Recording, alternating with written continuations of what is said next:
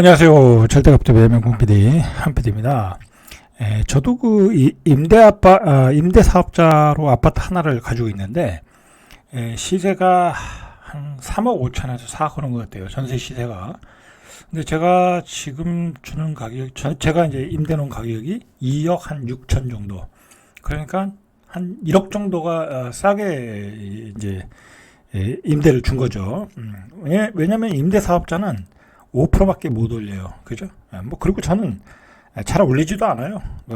일부러. 왜냐면 그 전세금 받으면 다 빚이잖아요. 그죠? 뭐 제가 그 돈 가지고 뭐 주식 투자 뭐 할 것도 아니고, 그죠? 뭐 그 돈 가지고 어디 부동산 투자할 것도 아니니까 거의 좀 뭐 안 올렸어요. 이번에 2년 동안은 안 올렸어요. 전에 조금 올렸다가 너무 낮아가지고. 근데 이제 앞으로 그분이 뭐 더 살더라도 올릴 계획은 없어요. 자, 그러니까 임대사업자의 전세주택이 가격이 쌀 수밖에 없어요. 자, 그런데 최근에 전세 가격이 급등하고 있잖아요. 그죠? 요번에 이게 여러 가지 원인이 있어요. 자, 원인 중에 하나가 사람들이 집을 안 사는 거죠. 그죠?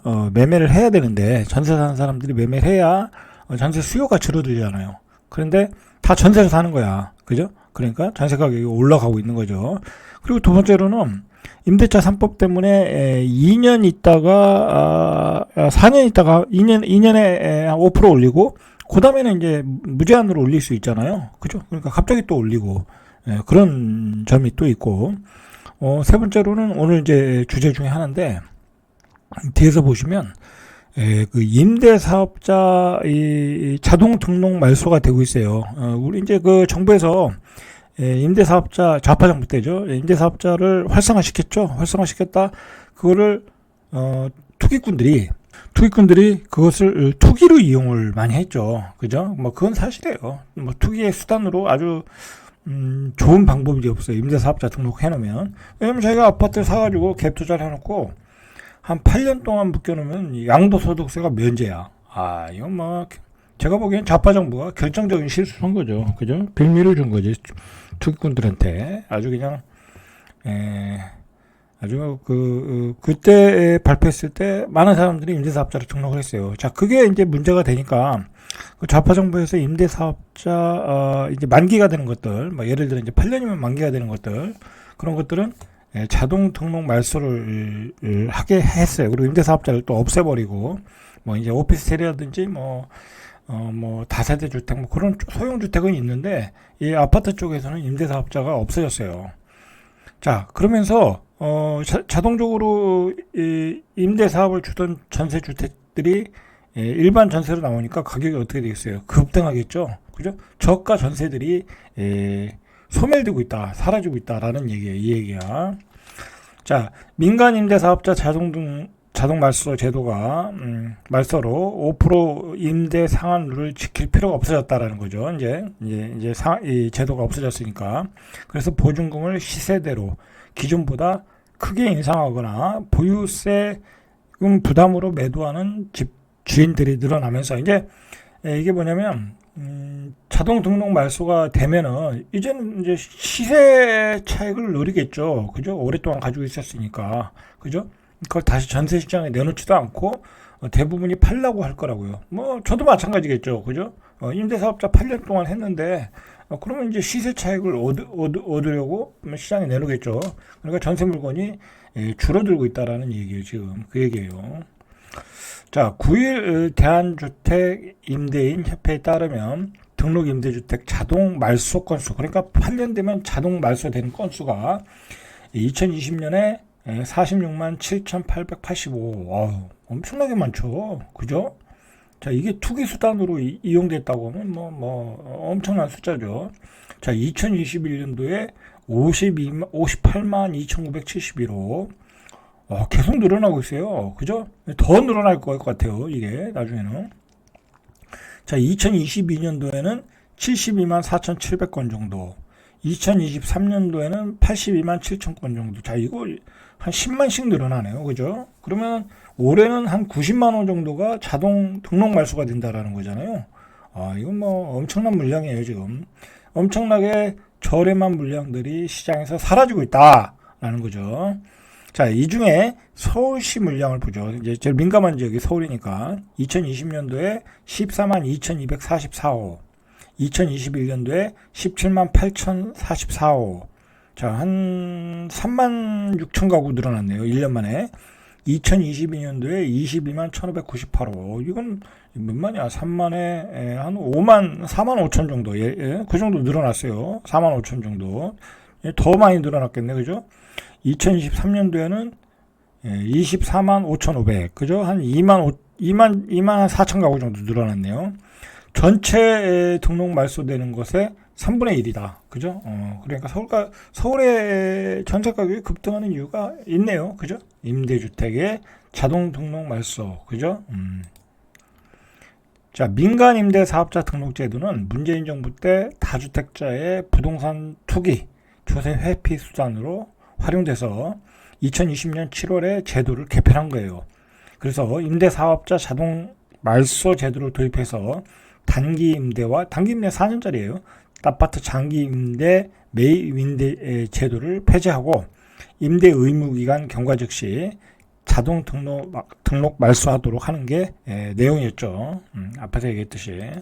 자, 보통 임대사업자 임대 물건은 인근 시세보다 현저히 저렴해서 서울과 수도권 주요 지역에서 저렴한 전세 물량을 공급했었다라는 거죠. 자, 이제 그래서 이게 민간 임대가 없어지고, 없어진 게 아니죠. 완전히 없어진 게 아니고 일반 개인 임대보다는 이제 기업에서는 임대를 좀 활성화하려고 하는 것 같아요. 그래서 이번에 이제 미분양 주택을 리츠 회사가 사가지고 분양을 하면, 분양을 하는 게 아니죠. 임대를 해서 보유했다가 다시 팔 때 양도세를 면제해 주겠다라는 게 그 CR 리츠 제도의 취지잖아요. 그게 이제 저렴한 전세를 공급하는 취지에서 하는 것 같아요. 자, 기존 일반 전월세 물건은 계약갱신권 적용으로 1회 5% 이내에서 증액할 수 있지만 등록 임대주택은 1회가 아닌 10년 의무기간 내내 5%라는 거예요. 그러니까 일반 전세는 계약 갱신 끝나고 무제한으로 올릴 수 있지만 10년 동안 내내 5%밖에 못 올린다라는 거예요. 등록 임대주택은. 자, 증액 제한 요건으로 일반 물건보다 임대료와 월등히 저렴했다라는 거죠. 그래서 일부러 임대 사업자 물건을 찾는 사람들도 있었어요. 전세 찾을 때. 이런 물건은 금방 나가죠. 그죠? 시세가 4억인데 한 2억 5천에 나오면 금방 나가죠. 그죠? 자, 처음에 이제 자동 등록 말소가 2022년도에 시작돼서 처음에는 그렇게 충격이 크지 않았는데 아까 봤듯이 막 자꾸 누적이 되잖아요. 그죠? 누적돼서 한 해에 몇십만 가구가 날아가다 보니까 이게 시장에 영향을 주고 있는 거예요. 더구나 전세 매물이 줄고 월세가 급등하고 있다. 실제 부동산 빅데이터 업체 아실에 따르면 1년 전 지난해 3월 19일과 비교를 해보니까 서울 아파트의 46,599건 중에서 32,160건으로 31%나 전세 물건이 줄어들었다. 그죠? 전세 물건이 줄어든 거예요, 지금. 그죠? 자, 그 물건이 어디로 갔어요? 매매로 간 거예요, 매매로. 8년에서 10년 들고 있는데 그냥 계속 전세 놓겠어요. 그죠? 시세 차익을 내겠죠. 그죠? 시세 차익 내고 다른 거로 바꿔타려는 사람들이 많겠죠. 자, 전세 사기 공포감으로 비아파트에서 아파트로 수요가 이전되는 상황이죠. 지금 전세 사기 때문에 오피스텔 잘 안 살라고 그러잖아요. 그죠? 그런데 수요는 아파트 쪽으로 넘어오는데 아파트 등록 임대주택은 대량 말소되면서 물량이 줄어드니까 임대료 가격이 급등하고 있다라는 거죠. 그리고 비아파트의 경우, 그러니까 오피스텔의 경우도 전세는 안 들어오잖아요. 그죠? 사람들이 안 들어오니까 대부분이 월세로 돌리는 거야. 그래서 주변 시세에 맞춰 전세 금액이 비싸니까 월세 금액도 상승하고 있다. 그런 거죠. 지금 월세가 엄청나게 상승했잖아요. 자, 그 얘기는 거기까지 하고 두 번째로는 어제 나스닥이 폭락을 했거든요. 폭락은 아니죠. 그죠? 올라가다가 100만 포인트 뜨다가 한 200포인트 빠져서 급락을 했죠. 급락을 했는데 인프레 때문에 그래요. 인프레가 계속되니까 금리를 내릴 수가 없다라는 거야. 그죠? 지금 그 원유 가격이 80 몇 달러, 그래서 95달러, 100달러까지 갈 수 있다는 얘기가 나오고, 그죠? 그리고 기후변화 때문에 계속해서 신선식품들 뭐 그런 것도 계속 오르고 인건비 계속 오르고 그러니까 미국 중앙은행 준비 제도의 매파로 꼽히는 위원이 어제 발언을 했어요. 연내 금리 인하가 불필요하다는 입장이에요. 지금 사실 이렇게 인플레가 있는데 금리 못 내려요. 그죠? 여기서 금리 내렸다가 진짜 인플레가 급등할 수 있어요. 그죠? 그러니까 잘못하면은 올해 금리나 뭐 못할 수도 있다는 얘기가 나오는 거야. 그죠? 이건 참 미국의 입장에서도 난감해진 거죠. 원유 가격은 급등하고, 그죠? 인건비도 계속 오르고, 그죠? 그 다음에 기후변화 때문에 다른 식생활 제품들이 계속해서 또 공급 물량이 모자르고, 그러다 보니까 또 급등하고, 금리는 내려야 되는데, 그죠? 왜 그러냐면, 지금 바이든 행정부가 이제 올해 선거가 있기 때문에 주식시장을 계속 띄워야 돼요, 연말까지. 그죠? 뭐 바이든이 잘한 게 뭐가 있어요, 그죠? 주식시장을 활성화시켰다라는 거잖아요. 뭐 잘한 게 뭐가 있어요? 인플레 때문에 다 고생했지. 그리고 결국은 그 코비드 이후에 언택트 주식들이 빅세븐 뭐 그렇게 해가지고 가는 주식만 갔잖아요, 그죠? 부자만 부자 된 거예요. 빈부격차가 벌어졌다라는 거죠. 그러니까 실제로 중산층이나 서민들은 굉장히 물가가 비싸졌으니까 살기 어려워졌고, 근데 주식시장에 좋은 주식들만 메인 테마들만 또 급등해서 부자들만 또 부자 되고, 그죠? 그러니까 그나마 주식시장이 올라가야 되는데 올라가기 위해서는 금리를 내려야 되는데 금리를 내릴 수 있는 상황이 아니다라는 거죠. 그러면 우리도 못 내리는 거예요. 자, 우리도 이제 이 상황으로 계속 가면 만약에 올해 금리 인하가 없다, 계속 인플레가 생긴다, 그러면 우리 시장도 충격이 오겠죠.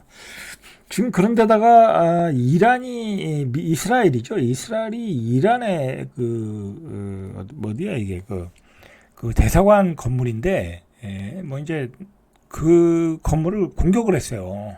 공격을 하면서 지금 이란이 이스라엘에 보복을 하겠다라는 거야. 그러면 이란과 이스라엘이 전쟁이 붙어버리면 이건 완전히 정말 커다란 전쟁이 되는 거잖아요. 그죠? 중동의 맹주, 그죠? 맹주 이란과 그다음에 뭐 세계의 뭐랄까요? 작지만 강한 나라 이스라엘이 두 나라가 전쟁을 일으킨다는 것은 진짜 핵도 불사할 수 있는 전쟁이 일어나는 거예요. 그죠? 그래서 이렇게 원유 가격이 급등하고 있는 거야. 그죠? 그러니까 바이든이 계속해서 네타뉴인가요? 이스라엘 총리에게 경고를 하고 있잖아요. 자중하라고. 그죠? 이렇게 원유 가격이 급등하니까. 자, 이런 분위기, 그죠? 이런 국제 국제 어떤 환경의 변화, 그죠? 그것 때문에 지금 굉장히 인플레가 지금 촉발되고 있다라는 거죠. 자, 이스라엘이 지난 1일 시리아 다마스쿠스 내에 이란 대사관을 공습했어요. 이스라엘 입장에서도 또 이거 가만히 놔둘 수가 없어. 자꾸 옆에서 깔짝깔짝거리니까 이란이, 그죠? 뭐 계속 옆에 나라 충동질하고 지원하고, 그죠? 뭐 그러다 보니까 이스라엘도 어쩔 수 없어 가지고 이 대사관을 공습해서 헤즈볼라 등을 지원한, 그러니까 헤즈볼라를 지원한 거죠. 혁명수비대 사령관 13명을 사살했다. 자, 이거 이란이 가만히 있겠어요? 그죠? 이란 최고 지도자 아야톨라 알리 하메네이는 해당 공습에 대한 보복을 예고하고 있다. 그러니까 만약에 이란이 보복을 크게 벌인다, 그러면 또 이스라엘이 또 가만히 있겠냐고. 그죠? 골치 아프게 됐어요. 자, 이란은 지난 2020년 1월 군부 실세를 제거한 미국에 대한 보복으로 이라크 주둔 기지에 대해 탄도미사일 12발을 발사하는 등 응징에 나선 사례도 있다라는 거죠. 그러니까 서로 그냥 한 발씩 주고받으면 상관없는데 확전이 되면 이거는 이제 폭락으로 가는 거예요. 그때는 금리 인하는 없어지는 거예요. 그죠? 금리 인하 없어진다. 자, 마지막 얘기예요. 오늘 삼성전자 1분기 실적이 나왔어요. 그러니까 1월부터 3월까지, 그죠? 영업이익이 6조 6천억. 와, 엄청나게 나왔어요. 그러니까 작년에 비해서 10배. 작년은 뭐 완전히 불경기였으니까 10배가 상승했고 분기 매출은 71조. 삼성전자가 주력인 메모리 반도체죠, 여기. 여긴 지금 HBM 가지고 돈 번 거나 별로 없어요. 그죠? 메모리 가지고 번 거야. 그런데 삼성전자 주가가 그렇게 떨어졌어요. 요즘 많이 올랐지만. 자, 회복등에 힘입어 1분기 어닝 서프라이즈 됐다. 자, 여러분, 참 이런 거 보면은 참 씁쓸해요. 일반인들은 다 팔았잖아요, 삼성전자를. 근데 삼성전자를 몇 천억씩 어떤 날은 조 단위로 외국인들이 샀잖아. 걔들은 이런 걸 아는 거야, 정보를. 삼성전자 떼돈 벌고 있다라는 걸. 참 씁쓸하죠, 그죠? 삼성전자의 작년 연간 영업이익보다 많다. 1분기가 6조 6천억 벌었으면 뭐 더 늘어날 거 아니에요, 지금 분위기로 봐서는. 그죠? HBM이 뭐 아직 여긴 뭐 시작도 안 했잖아요. 더 늘어나면 이거 뭐 작년보다 뭐 한 최소한 3배는 벌지 않겠어요? 그죠? 2분기, 3분기, 4분기. 최소한 3배는 벌겠네요. 그죠?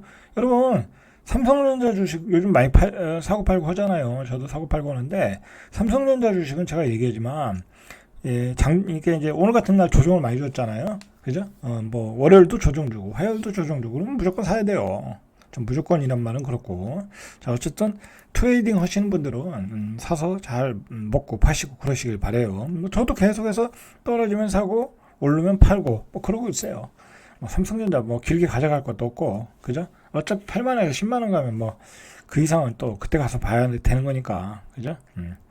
자, 매출도 71조 원으로 작년 동기 대비 11.37% 증가했다. 삼성전자의 분기 매출이 70조 원대를 회복한 것은 2022년 4분기 이후 5분기 만에 처음이다. 이게 나온 매출이 증권가 전망치를 20%나 올랐어. 여러분, 오늘 삼성전자 떨어졌잖아요. 근데 이게 참 우리나라 시장의 한계야. 만약에 어닝 서프라이즈가 20% 이상 나오면 오늘 막 한 10% 이상 올라야 되는 거예요. 그동안 올랐더라도. 그죠? 근데 우리나라는 안 그렇다. 사실은 오늘 같은 날 또 사야 되는 건데. 그죠? 자, 연합인포맥스가 최근 1개월 내 보고서를 낸 증권사 18곳의 컨센서스를 집계한 결과 삼성전자 1분기 매출은 전년 동기 대비 12.88 증가했다. 그죠? 12.88 어닝 서프라이즈 했다라는 거죠. 영업이익은 755% 급증한 5조 4,750명. 그 전분기보다 이제 그랬다라는 거죠. 그죠? 자, 삼성전자가 떼돈을 벌고 있어요. 떼돈을 벌고 있어. 그죠? 자, 시장에서는 올해 초만 해도 삼성전자의 영업이익이 4조 원 후반이에요. 그죠? 오늘 한 20% 이상 초과한 거예요.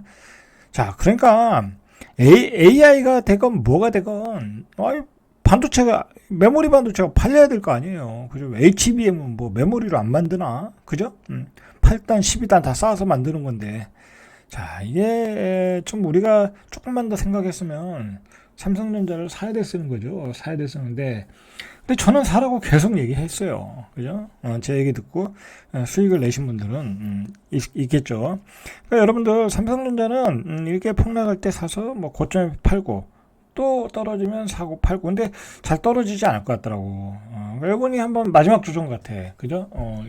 지금 나스닥이 좀 분위기가 안 좋잖아요. 금리 인하 안 한다는 분위기 때문에. 예, 그렇기 때문에 조정 주면 요번이 마지막 기회가 아닌가, 그렇게 생각이 듭니다, 개인적으로. 자, 이상 절대값 투비의 명품 PD 한 PD였습니다.